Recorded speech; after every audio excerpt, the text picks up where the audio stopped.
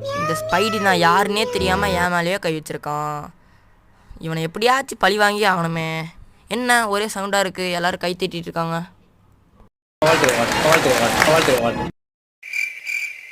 நீயா நீயா bro? Sorry bro, அன்றைக்கி ஏதோ மாஸ்க் மேலே கை வச்சிட்டிங்க, அதனால் தெரியாமல் அடிச்சிட்டேன். Sorry bro.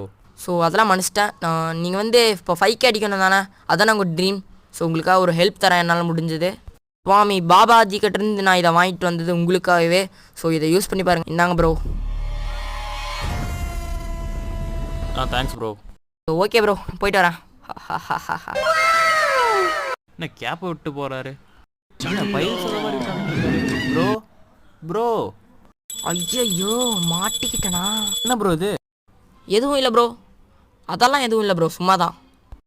டேய் சண்டா தானே போட்ட. மீண்டும் மீண்டுமா?